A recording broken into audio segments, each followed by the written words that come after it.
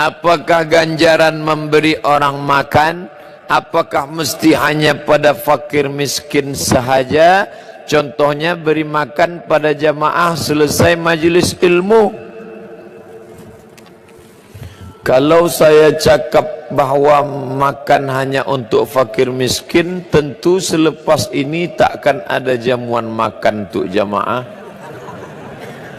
di masjid-masjid. Sedangkan kita tahu di Kuala Lumpur, di Malaysia, selepas kajian ada jamuan makan. Nabi dijemput hadir di rumah sahabat, dimasakkan Huzairah, daging yang dipotong kecil dimasak pakai tepung gandum.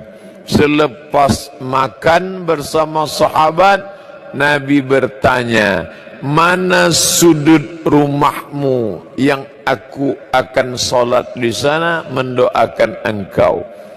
Bekas tempat sujud Nabi di dalam rumah itu dijadikan musalla al-bait dalam rumah untuk solat tahajud malam, mengambil barakah tempat sujud Nabi.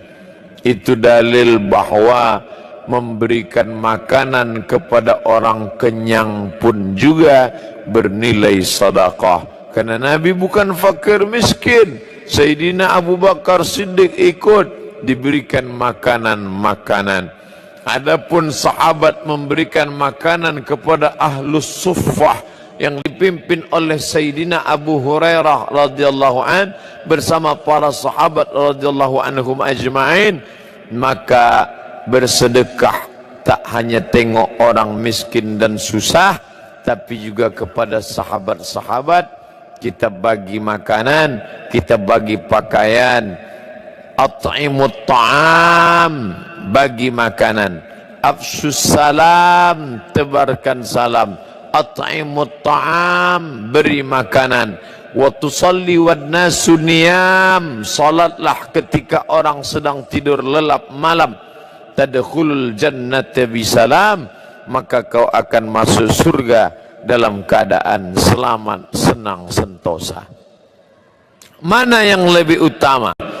Kita memerangi Syiah atau memerangi Zionis Yahudi laknatullah pada masa sekarang ini? Kita tidak boleh bersama dengan Syiah dalam 5 masalah, kata Syekh Ali Jum'ah. Yang pertama, mereka mewajibkan beriman kepada Imam 12. Sesiapa sahaja yang tidak percaya kepada Imam 12, maka kafirlah dia. Dia kafirkan kita kerana kita ahlu sunnah tak percaya pada Imam 12. 2, mereka berkata selepas Nabi meninggal dunia, maka yang layak menggantikannya adalah Ali. Maka sesiapa saja yang merampas kuasa Ali, maka kafirlah dia. Atas sebab inilah mereka mengkafirkan Abu Bakar, Umar, Utsman dan sahabat. Mereka kafirkan sahabat kecuali 3. Siapa dia? Miqdad bin Aswad, Abu Dzar al-Ghifari dan Salman al-Farisi. Lain daripada itu kafir.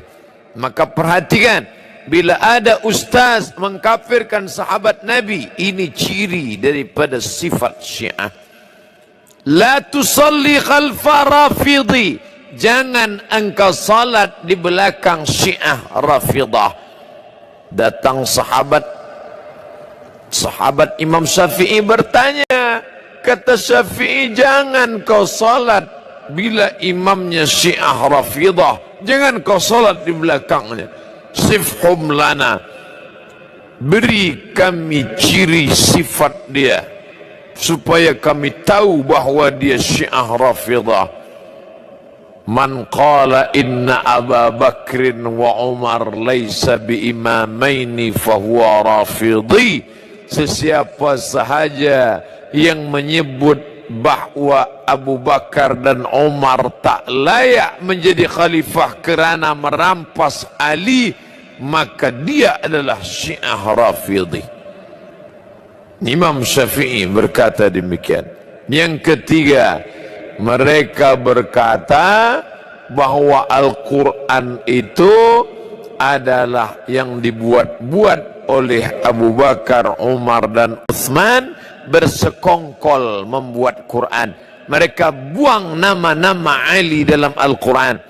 Sesungguhnya kami punya mushaf namanya Mushaf Fatimah yang sedang dipegang Imam Al-Qaim, tebalnya 3 kali lipat daripada yang ada di tangan kamu, dan nanti Imam Al-Qaim datang. Bila mereka tidak percaya kepada Quran yang sekarang, mengapa mereka tetap memegang Quran yang ada sekarang? Itu pun mereka bahaskan. Sementara Quran yang asli datang, maka bacalah yang palsu ini dulu. 4. Mereka mengatakan Allah tak tahu apa yang terjadi di masa akan datang. Itulah namanya akidah bada. Bada yabdu, bada yabdu, tidak tahu. Maka muncul nasikh mansuh, kerana Allah tak tahu apa yang akan terjadi di masa akan datang.